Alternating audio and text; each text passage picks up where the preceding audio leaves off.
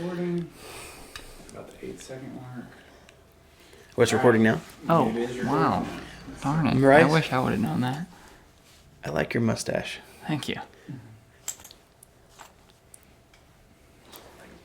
I like your mustache, too.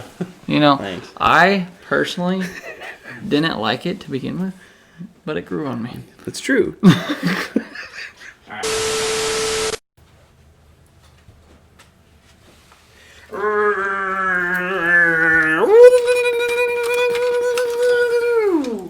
And that is because he already won this He already year. won. We already have a Chase Elliott win in 2025. You know what? It doesn't matter. He's the only one to win a Nascar race in 2025 so far. That's right. Yeah. That's right. But yeah, too bad it's not for points or Like anything. Jimmy Johnson once said, "Hi, I'm Jimmy Johnson." Boom, confetti. I get where you're going with that. Anyway, so welcome to season. What season is this? Because we started in 22. This is my second season, so So it'll be 22, 23, and 24. This is season 4, technically, already, of Shifting Gears. I can't believe it's already been that. But season 4 is going to be the best season yet. Yep. We just figured out some technological things that Yeah. is going to help us a lot this year. I'm gonna add like a... There you go. You can do that. I am not adding that in the podcast, though. So, We are... So here's a little thing that's going on before we start. We're kind of doing away a little bit of the gear shifts. We won't necessarily have 5 things we're going to talk about. We're just going to talk. And we'll have bullet points for us that we will see that we want to talk about. Once it gets to about 10 to 15 minutes is with a goal for the video. And that's going to be the video. If we have more to say past the video, then it will be on our podcast, which you can find on Spotify. Mm-hmm. It's the same spelling as on the videos on YouTube, just ShiftN Gears. And so you can find that on Spotify. That is true. And so we're starting, we only have one out there right now. Because we started at the end of last year to see how it was going to be. We liked it. We think it'd be neat. So we're going to do that. And maybe sometime maybe we could start updating some audio and stuff like that, especially if we're going to be on podcast. Maybe we can buy a better mic or whatever the case is, because this thing's now 4 years old. Yeah. Going to be 4 years old. 3 years 4 old? seasons. Yeah, Oh, the season talking 4. about Mike. Gentlemen, start your engines.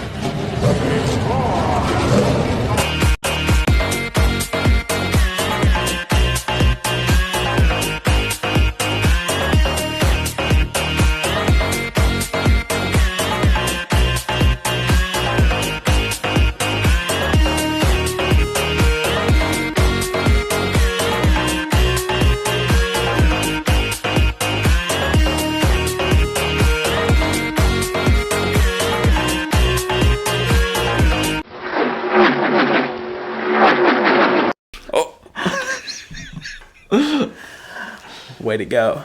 All right. First intro of the year.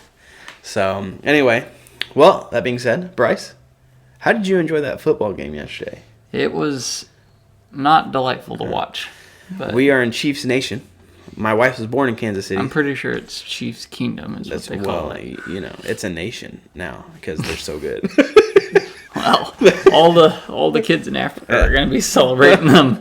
That's true. Because they're going to get their Super Bowl shirts. Should be their free T-shirts. No. But They're going to get Super Bowl T-shirts, three-peat T-shirts. Like they're I think they came in there expecting to win, and that was not a good mindset. But that's besides the point. Yep. But so we're a little disappointed. After it got about 2 minutes left in the third quarter, and it was 34-0. That is when I said, you know what? I don't think we're going to win. Yeah. It took that long. But no, I was like, man, I can't believe it. I don't know how they got 22 points in the last quarter. know. I'm like, if you just would have done that at the beginning, then we would have won. But Yeah. it is what it is. It's crazy.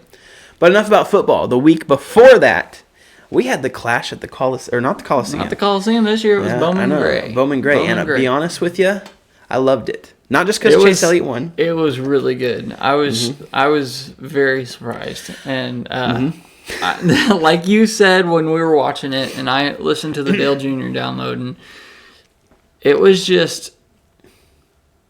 really fun to watch. Mm-hmm. Like, you saw some people get frustrated, and Dale Jr. said whenever they used to go to those short tracks, you would see that short fuse in every single, driver.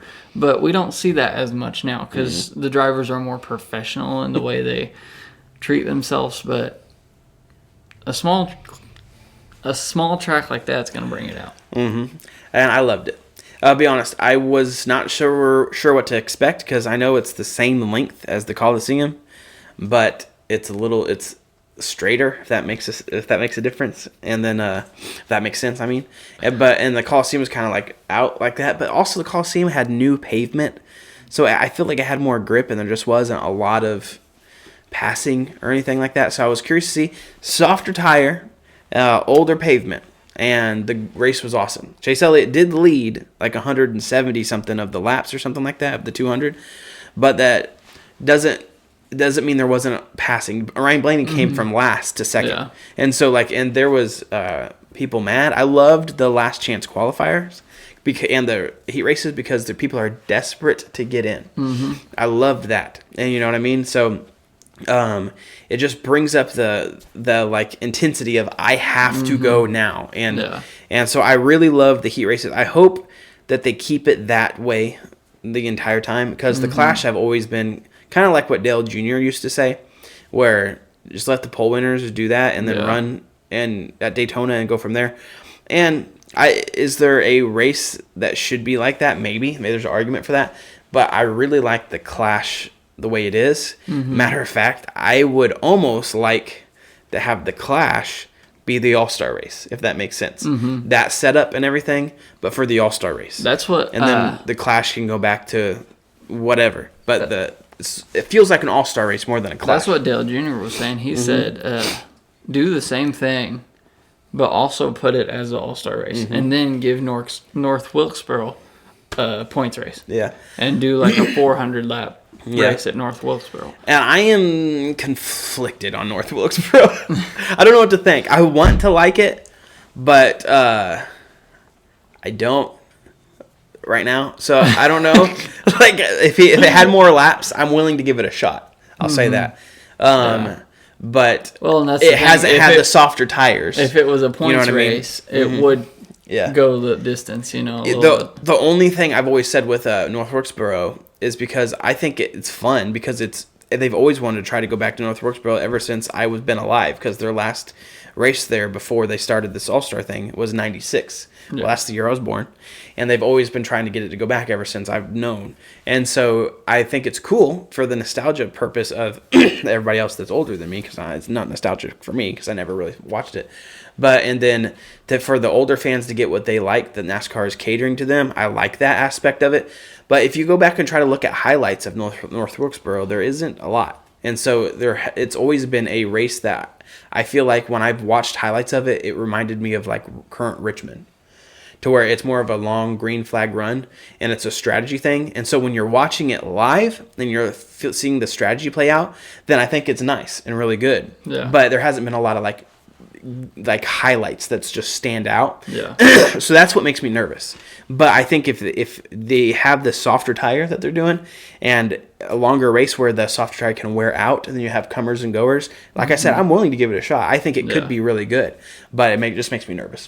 But yeah, I think that would be a perfect idea. I definitely think you're right there because even it's the same thing at Richmond. It had the bottom where it was more asphalt. And did they end up paving the whole thing? Richmond? No. At North Wilkesboro? Yeah, I think so. Did they do that this year? Or I think that was this last year. I have to look it up. I can't remember, but I think it was the first year is where they had just the little bitty pavements. Bottom, and then I think that this last time they've paved it all the way. Yeah, and then it was how it is. Yeah, so I think last year definitely was a better race because it was all paved. Mm-hmm. Now that I remember that. Yeah. Because there was actually a top groove that started, and so, but like you said with the Coliseum, you got more grip. So now that track just needs to get some racing on it. And then, with a softer tire and with more and more races on that surface, it's going to get better, as it goes. Yeah. So. Yeah, I agree. But yeah, I mean, really love the Clash. Hope it goes that style for the All-Star race in the upcoming whatever. And then the Clash can go with whatever identity it can go. I loved having the Clash at Daytona because it was always, I love super speedway races. I get not everybody does, but I loved it. So, but anyway, 2025 season. Let's make some bold predictions. Bold predictions. What do you think? What's one Literally, bold prediction? the only prediction I can think of right now, after watching the Clash, I think Ty Gibbs gets a win this year. That is, I don't think that's too bold, to be quite honest with you. I think he does too. The new rookies coming in this last 10 years or so, it's not like it used to be. Like, there used to be rookies come in and win 6 races, like Ryan Newman, I think, did. Or Jimmy Johnson won a few when he came in and stuff like that. Like, that used to be the norm back in the early 2000s. But anymore, it seems to take about 3 years for a rookie to really get in there and understand what he's doing and get it down with the crew chief and everything else. I think Ty Gibbs wins 1, at least maybe 2 or 3. Chase Elliott in his 3rd year won 3 races. And I think William Byron, was the same way. Won his first race at 3. Harrison Burton last year. That was his 3rd year. And that's saying a lot because I saw a lot of potential in Ty Gibbs at the Clash. But the thing is, people are still talking about... did I say Ty Gibbs? Yeah. Because I think Ty Gibbs does get it. But the one I meant to say was Ty Dillon. Oh. That's a bigger, bolder prediction. That is very bold. My bold, my hot take, I should say, when it comes to Ty Dillon is I 100% believe Ty Dillon has more talent than Austin Dillon. I do too. I just think he doesn't have the equipment that Austin Dillon has. I think if Ty Dillon were to get into the number 3 car, I think he would do more with it than Austin Dillon will. And I know that's a big hot take because Ty Dillon has ruined every chance he's got in the Cup. And so that is a big hot take. But I think Ty Dillon can get a restrict plate win for sure because Colleague and RCR, having that alliance there, they're awesome at restrict plate races. And he has a couple of restrict plate races victories in like ARCA and I think the Xfinity or trucks. I can't remember.